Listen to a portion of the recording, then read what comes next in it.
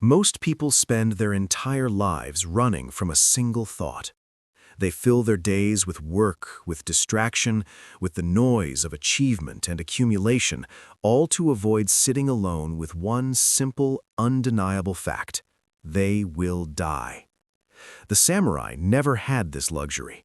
They lived with death as a daily companion, not as a distant fear, but as a presence that shaped every decision they made. And in that acceptance of mortality, they found something the modern world has nearly forgotten. They found the clarity to actually live. Today, we're going to explore what Miyamoto Musashi, one of history's greatest swordsmen, understood about death that transformed it from a source of terror into a source of meaning. His final writings, the Dokudo, were composed just weeks before his death, and they contain wisdom that speaks directly to the anxiety of modern existence. By the end of this exploration, you'll understand why the samurai philosophy of embracing mortality isn't morbid or depressing, but rather the most rational and liberating approach to how you should spend your time on this earth. Chapter 1. The Unspoken Truth. There was a man named Thomas who, by every conventional measure, was successful. He had built a career in finance over 30 years, accumulated wealth, owned properties, drove expensive cars, and held a position of respect in his industry. By the age of 58, he had everything society told him to want, yet he found himself lying awake at night, gripped by a sensation he couldn't name, a sense that something was profoundly missing. He had never paused long enough to ask himself why he was doing any of it. The money had stopped meaning anything years ago. The status had become hollow. But the habit of accumulation, the fear of stopping, the terror of facing what might be revealed if he ever sat still long enough to ask real questions, these kept him moving forward in a direction he no longer believed in. This is the condition of modern life. We are born into a culture that teaches us to deny death, to fight aging, to stay productive, to always be building towards some future that never quite arrives. We treat mortality as a marketing problem to be solved with skincare and supplements, rather than a fundamental truth to be integrated into how we live. The samurai, by contrast, integrated mortality into their philosophy of life itself. In medieval Japan, a warrior's death was not some distant abstraction. It could come tomorrow, in a moment of miscalculation or miscommunication. This wasn't morbid speculation, it was practical reality. And from this reality emerged a philosophy that asked a radically different question than the one Thomas had been asking himself. Instead of, how can I accumulate more before I die, the samurai asked, how should I live knowing that I will die? Miyamoto Musashi, born in 1584, lived this question throughout his life. He won over 60 duels without ever losing once, not through cruelty or aggression, but through absolute clarity of mind and a complete detachment from the fear of dying. He had seen death countless times. He had caused death. He had narrowly escaped it. By the time he reached old age, death was no longer a concept to him. It was a familiar presence, something he had negotiated with constantly and had come to terms with completely. In his final years, suffering from a terminal illness, he withdrew to a cave and composed the Dokudo, the way of walking alone. These were not motivational sayings, they were instructions for how to live in alignment with reality. And the first instruction, the foundation upon which all the others rested, was this: understand that you are already dead. Chapter 2. Shinigashira, the Mind of the Already Dead. In Japanese martial culture, there is a concept called Shinigashira, which translates to the mind of the already dead, or to die before dying. This is not poetic metaphor. It is a practical psychological state that the samurai cultivated through discipline and meditation. The logic is straightforward. If you have accepted your death, If you have truly internalized the fact that your time is finite and could end at any moment, then fear loses its power. When you are no longer trying to preserve something that is inevitably going to be lost, your mind becomes free to act with clarity. You stop hedging your bets. You stop protecting yourself from criticism by never stating your real beliefs. You stop performing a version of yourself designed to please people you don't actually respect. You stop accumulating things you don't need because you're afraid of scarcity. All of these behaviors stem from a fundamental denial of death, a desperate grasping at permanence in a world where nothing is permanent. The samurai trained this acceptance through meditation and through constant exposure to the reality of mortality. Some would sleep in graveyards, others would contemplate their own corpses. This sounds extreme to modern sensibilities, but the intention was not to become depressed or nihilistic. It was the opposite. By familiarizing themselves with death, by making it a daily thought rather than a forbidden one, they removed its power to control them through fear. Thomas, in his financial career, had never done this. He had spent 3 decades running from the thought of his own mortality, and in doing so, he had run away from his own life. He had outsourced his decisions to a system that didn't care about his happiness, that only cared about growth and efficiency and quarterly returns. The irony was that he thought he was building security, but he was actually building a prison. When Thomas finally encountered this idea, the concept of Shinigashira, it struck him with unexpected force. He was 59 years old. He realized that at his current rate, he likely had maybe 20 or 30 good years left, possibly less. That realization, which should have been terrifying, instead opened a door. If he had only 20 or 30 years, then they were precious. If they were precious, then every day he spent doing work that meant nothing to him was an active choice to waste his life. Every relationship he had neglected in pursuit of status was a deliberate act of self-harm. Every decision he had made based on what he thought he should want rather than what he actually wanted was a rejection of his own existence. The samurai would call this kind of awakening satori, a sudden enlightenment. For Thomas, it came not as a flash of inspiration, but as a cold, logical recognition of mathematical reality. He had a finite number of days left. The only question was what he would do with them. Chapter 3. Elimination as Sacred Practice. Once you understand that you are going to die, a strange thing happens. You stop defending the things that don't matter. You start saying no. You start eliminating. In Zen Buddhism, there is a principle of shari-jaku, which means the elimination of the non-essential. It is the practice of reducing your life to only what serves your deepest values. The samurai understood this as a martial principle, a warrior who carried unnecessary weight, who clung to unnecessary emotions, who was distracted by unnecessary possessions or status, was a warrior who would lose. They trained relentlessly to strip away everything except what was essential. Everything else was a liability. Musashi himself lived this principle. By the time he composed the Dokodo, he owned almost nothing. He had no wife, no children, no property, no titles that he clung to.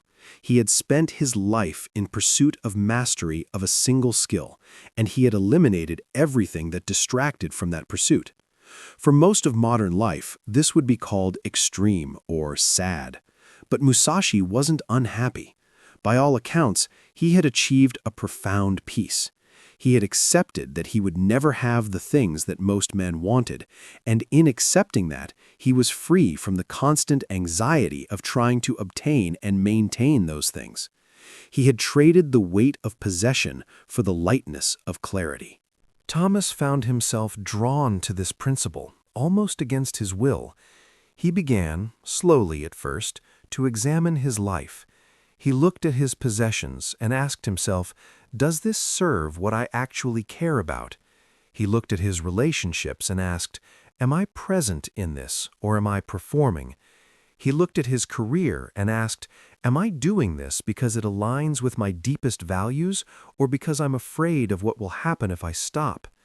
The answers were uncomfortable, but in the discomfort, something began to shift. He realized that he had spent decades building a life that was designed to impress an imaginary audience of people he didn't respect. He had eliminated nothing because he thought he needed to keep everything as insurance, as proof that his life had been worthwhile. But if his life was nearing its end, then the only proof that mattered was whether he had spent it aligned with his own values. Chapter 4. The Last Teaching.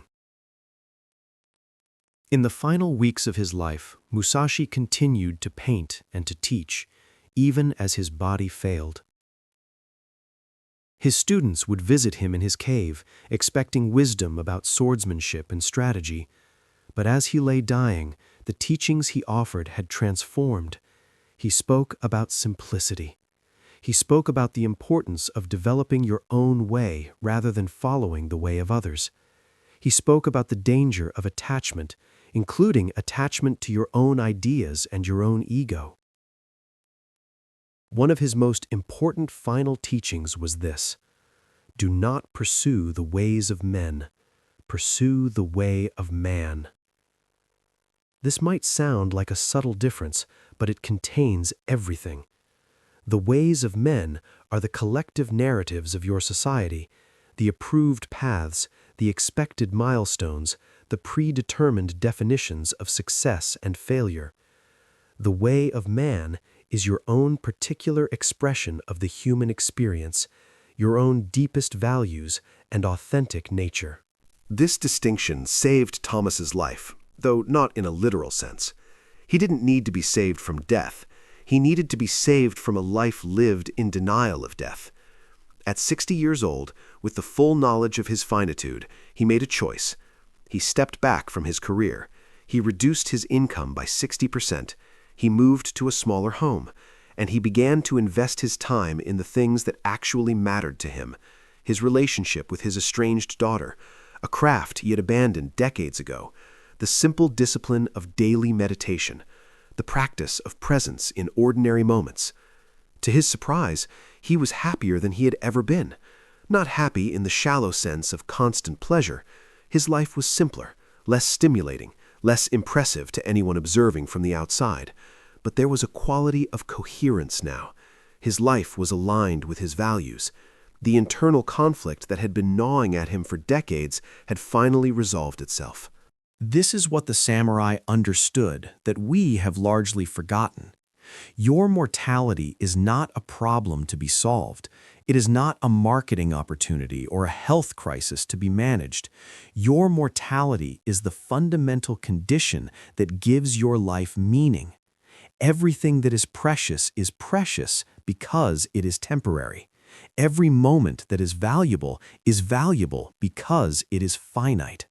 The samurai didn't just intellectually understand this, they integrated it into their daily practice. They meditated on it. They trained their minds to hold it constantly. They allowed it to inform every decision they made. Chapter 5. The Integration. The practice of integration, of truly making the awareness of mortality part of how you live, is not something that happens once. It is not a realization you have and then move past. It is a daily discipline, as central to the samurai way as the practice of sword technique. There is a meditation that the samurai used called Maranasati, contemplation of death. In this practice, you sit in stillness and you allow yourself to imagine your own death in detail. You imagine the last day of your life. You imagine the people who will gather. You imagine the things you will wish you had done. You imagine the person you will have become by that point. This practice is not meant to create despair. It is meant to clarify. When you can vividly imagine the end, you can see your present moment with true perspective. Thomas began to practice this meditation as well. At first, it felt morbid and strange, but as he continued, it became the most clarifying practice of his life. When he imagined his deathbed, he could see clearly which of his current activities mattered and which didn't, which relationships deserved his full attention, and which were obligations he had attached himself to out of habit, which ambitions were truly his and which belonged to the person he thought he was supposed to be. The practice didn't make him sad, it made him grateful. Each day that he woke up alive became a gift rather than a given. Each conversation with his daughter became precious rather than something to be squeezed in between work emails. Each moment of simple presence, sitting with tea, watching the light change through a window, walking in silence, became the richest part of his day. This is the freedom that Musashi achieved, and that the samurai philosophy offers to anyone willing to truly integrate it. You stop living for an audience. You stop performing. You stop accumulating as insurance against insignificance. You stop postponing the things that actually matter. When you have made friends with death, when you have truly accepted your own mortality, not as a theory, but as a lived reality, then you are finally free to decide how you will spend your finite days. The samurai called this state mushin, no mind, a state of perfect presence where you are not second-guessing yourself, not worried about outcomes, not distracted by ego or status. You are simply here, responding to what is in front of you with clarity and full engagement. Chapter 6. The Way Forward. This is not a teaching that promises you happiness in the modern sense of constant pleasure or achievement. It does not promise you success or status or the admiration of others. It does not promise you comfort. What it does promise is something far more valuable. It promises that your life will be aligned with your values. It promises that you will spend your remaining days in service to what you actually care about, rather than in service to abstractions that cannot care about you.